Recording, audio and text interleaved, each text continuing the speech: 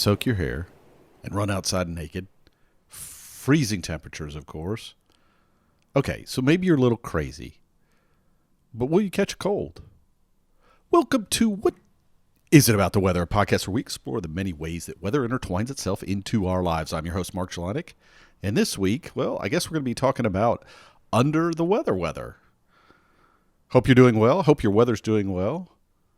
Yeah, I'll get to the point about where I've been the past couple of weeks, and probably from the title you can figure it out. But let's focus on weather for a little bit. So I had this week some mammatus clouds. Those that aren't familiar, if you ever, I don't know the best way to describe it is a little bit like popcorn or cotton balls or something coming out of the bottom, right? It's a very different look, and for those of us who kind of know what they are, it's obvious. I don't know that my picture was great. I did take a picture this week, so maybe I'll crop that and use that as the show art. But it's just kind of a neat thing. I had this, it was kind of wild. I had this storm system come through, but when I looked out, so I can look to the east out my window. It's kind of a southeast view, let's say.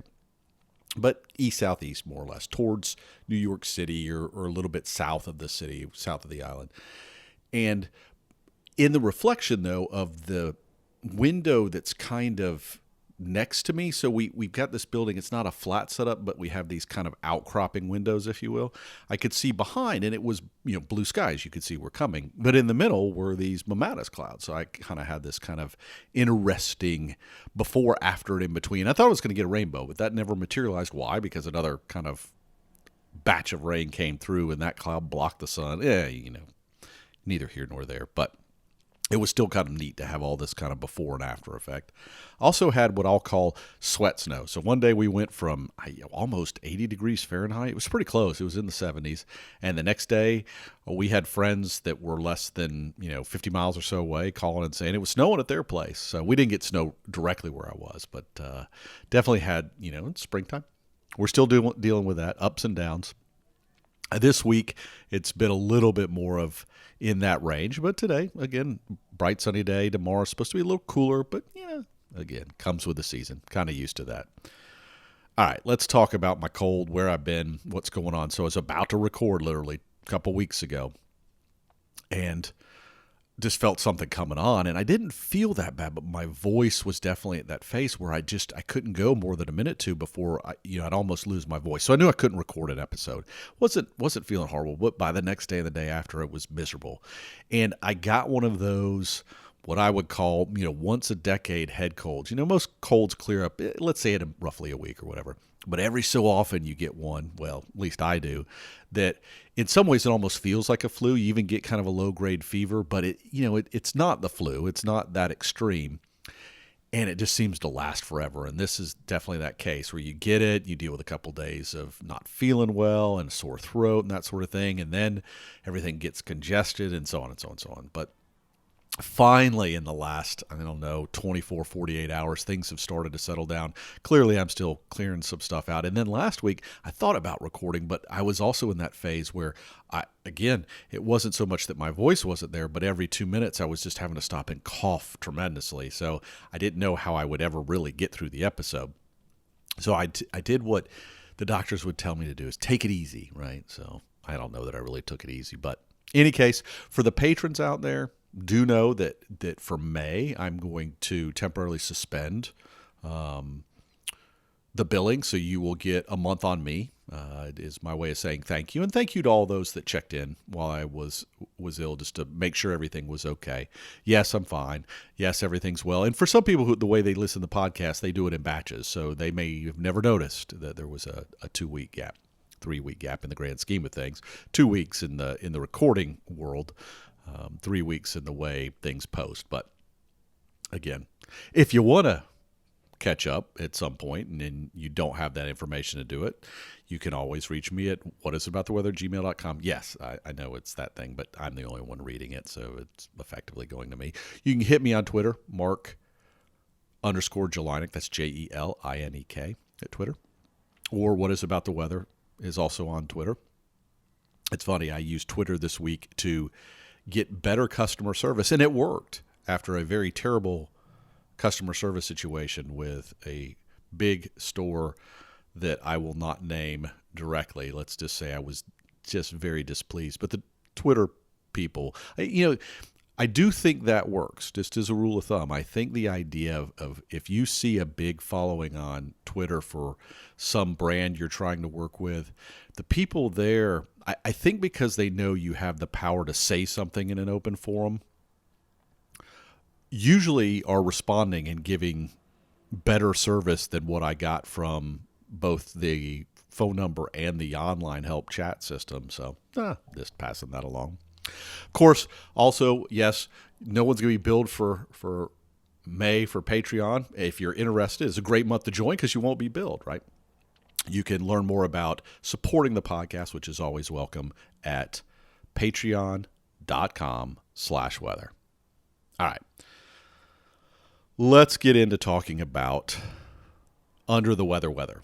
Now, this is not a new topic here. And we've talked about some very specific things in the past. There was an episode specifically about the flu, right? And I talked about it during the COVID cycle about the role of COVID and weather. And just in general, I have, it comes up from time to time, and we'll talk about it in a broad sense. And we've even talked about how weather can play a role in being therapeutic as opposed to being a cause of health issues. Because, there's also people that deal with seasonal challenges.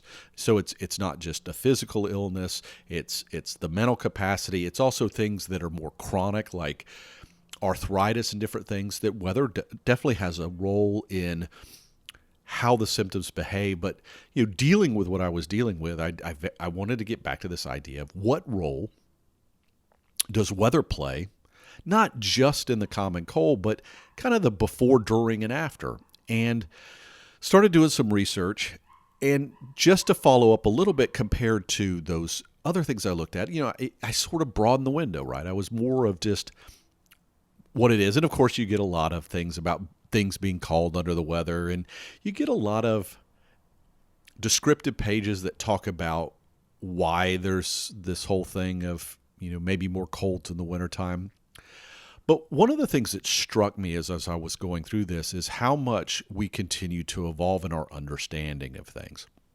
There was a big paper, I think it was 1985, that for a long time was kind of, the evidence of they took some time to explore specifically the cold virus. And I'm going to talk about the rhinovirus here, which is the predominant cold virus. It's not the only one. And over time, though, what happens is you get a paper and it's kind of accepted, and if no one challenges it or reviews it or does it from a different perspective, some things, we just come to accept as the place. And, I'll use colds as an example of, we've always talked about why colds and other illnesses spread more in winter, and it's, there was this belief it's because we're kind of all trapped indoors, right? Or we're getting together indoors and the air is stale. And certainly that probably plays a role. But the more the cases are looked at, the more we realize that's really not what's going on, or that's really not necessarily the only factor coming into play. So I really wanted to get back to the weather component, right? What role does the weather play? And even that has changed quite a bit. And one of the things I think we're working towards is some of the first times things are tested, you get a statistical result, all right? And a statistical result will say, well, more people catch colds in the wintertime, as an example. So whether, there's this speculation. Someone hypothesizes that weather plays a role. And so they might do some investigation and say, see, it shows that. But at the same time, maybe it's not clear, or over time we see different research show maybe that's not the case. And that's the whole point of there always needing to be follow-on research, because let's be clear, a lot of times our understandings of things are very rudimentary, and initial conclusions we draw are flawed. And that's not necessarily a bad thing. It just shows our need to revisit things and vet them out, if you will, make sure what we found is accurate, make sure that the processes we used were robust, make sure that the sample sizes, the different scenarios that might need to be tested. That's all the process of learning. And we as humans are not very good at either someone coming along later and saying, oh, we didn't find the same thing. And, someone being upset that their research isn't validated, or quite honestly being the follow-on research and finding nothing. I mean, that's disappointing. I've actually been working on a project lately where at times it gets frustrating because you want to be there to be that aha moment, but sometimes you look at stuff and there's just not. There's not an aha. There's not an obvious thing, and that sort of thing is not rewarded. We as humans, we don't reward the confirmation of situations or the negative outcomes like we should, because sometimes eliminating things is just as important as what we achieve. Okay. And medicine's a lot that way. You've probably been to a doctor and they may order a test, or they may say it's likely this. And if you get through that first phase and it's not, they say, okay, now we need to do this and that. And I went through an example of that lately with some congestion related stuff. So the doctor speculated with something that didn't seem to resolve it. So we tried something else. And actually, he was surprised by the test results second time around. He said, oh, I expected to see this and it's not. So, there's good in that, but we've still got this challenge that we're not precisely sure what's driving the problem. Okay. So we deal with those things all the time in science and weather and medicine. Every day we deal with those sort of things because we understand some, but we don't understand everything. So what I found in digging through all this stuff is realistically, it depends, right? Is there really a weather connection? It depends. And a lot of this has to do with we now understand more about the viruses themselves. And, as you can imagine, no two viruses are alike, right? They have different structures and different behaviors. So different weather acts differently with different viruses. Shouldn't be shocking at all. So some actually like humidity. Some do much better when it's dry, right? The dryness allows them to do their thing and be more effective. And as you can imagine that, right?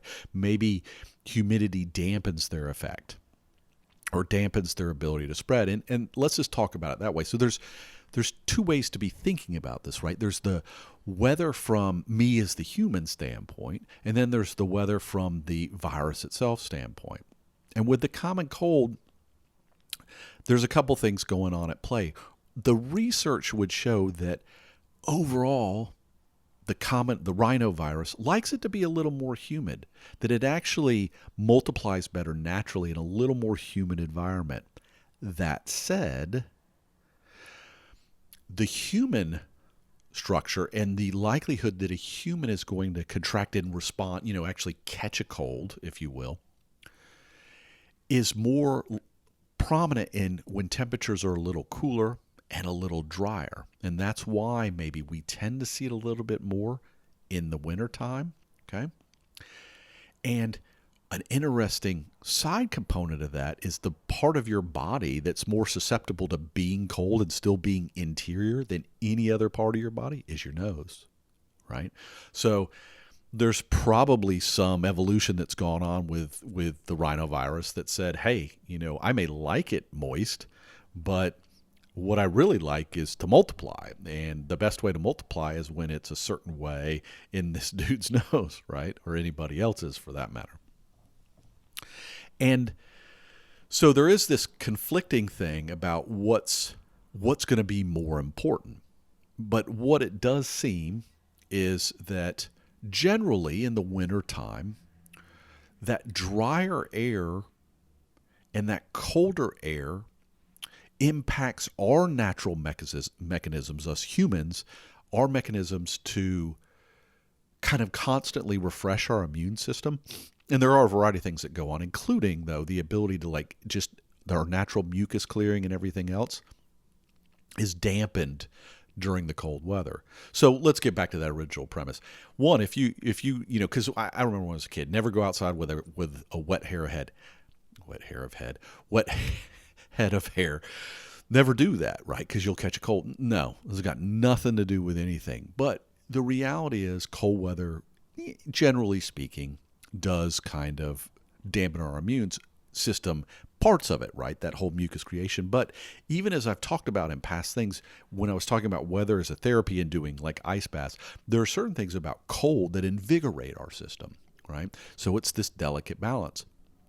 But I found a research paper that was rather interesting, and it was, I think, helps kind of explain things is maybe it's not so much just the cold or whether it's dry and cold. It may be that the changes are most relevant. And this was a fairly recent piece of research, and I hope we do see some follow-on. But their findings were pretty significant in that the percentages in difference were pretty major. So what they found and what they looked at specifically was not so much focused on whether it was wintertime or summertime or spring or fall, but they looked at how the weather was in the few days before the person caught the cold compared to how it had been. So when things got meaningfully colder, and particularly when they got colder and drier, that made it more likely that a person was going to get sick. Well, kind of makes sense out of that. It's sort of logical. Our bodies can tend to adjust to things. We get used to it being wintertime or summertime or whatever it is. But when things are changing, our body might need some time period before it goes into winter mode, if you will, or into summer mode. And that may be the susceptibility is less about what time of year it is and more about the level of changes. Now, they did find and they confirmed that kind of cold air, generally speaking, really cold air, the cold virus, the rhinovirus loves it. All right. So there's already some why do we see maybe more colds in the, let's say, the fall to spring window versus seeing them in summer. If you've ever had a summer cold, you probably have. People always talk about it. It's a miserable time to catch a cold. One, because most people don't. But it's always kind of disappointing, right? Because it is a little more unusual. But at the same time, even if the cold virus is more opportunity in the winter, maybe the real opportunity is when things shift. And it's not that the virus does anything different. It's just that our body hasn't acclimatized to the new situation. Now, you could argue that maybe some of it is just going from, and I think my situation was one in which I'm pretty sure I caught it not being inside somewhere, actually sitting outside and eating. It was a cool night, but I was kind of in one of those tent areas, and I think it was just one of those things where, it had been a certain temperature set, and my body changed a little bit. And this is this tricky part, right? I'm making confirmation bias. My situation kind of confirms what this research said. Doesn't necessarily mean it was true, but it got me to thinking that it does seem very plausible that if things are changing, that my body wasn't quite ready for what was going on temperature-wise. And that can be in general, right? That, maybe it's not so much that things are changing, it's this that I didn't change my behavior. And I saw this mentioned as well, is in wintertime, when we know it's winter, we have this tendency to dress properly, right, and to put these clothes on. But sometimes when we're in these changing conditions, we don't do that. And that could be even in the winter or summer. So let's say it's wintertime and it's been warm for a few days, and then all of a sudden it gets cold again, but we kind of gotten used to it being warmer. Maybe you don't throw that heavy coat on. Maybe you don't do whatever your ritual is in the winter to stay healthy, right? Maybe you're not hydrating the same way. Or if you had been running a humidifier in your house, maybe you stopped running it because you didn't feel you needed as much. All these things probably are collectively involved. And this is the hard part, though, is how do you ever prove that? Because if you take just the rhinovirus and you study it and say, yes, but it likes a little more humidity, sometimes when we get these other things, statistically now, we have this evidence that these colder days with lower humidity seem to respond in more colds, but why, right? It's not 100% sure why that is, because one part of the evidence doesn't necessarily match the other part, okay? And that's where you want to see we're not just getting from a result-based acceptance to a true causal-based understanding. And that's where you hope the next level of the research goes.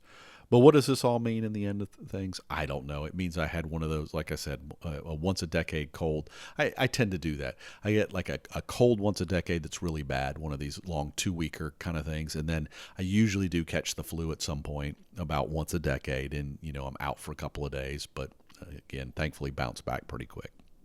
What I do know is it's been a while. I use a CPAP machine just in general, and I know I haven't had either one of those things since the CPAP, and I started using that in 2016, so I guess I'm thankful. But now that we're out all doing more in the world again, I guess my body's got to adjust to being aware of all the things that it can catch and do a better job of recognizing them and fending them off, if you will. In any case, did I walk away with some great aha moment? No, but I walked away with the idea that it is important to kind of recognize what's going on around us and to continue to pay attention to our body and making sure that we're doing the right things to give its natural defenses the best chance we can. But you can't avoid it. We all catch colds. We do all the time. It's just some end up being worse than others. In any case, hope you found that interesting. It was, like I said, on my mind. I thought I would share, and hopefully now I can get back to a regularly scheduled program. But just remember, the next time you find yourself under the weather, just remember there's much more to weather than the weather itself.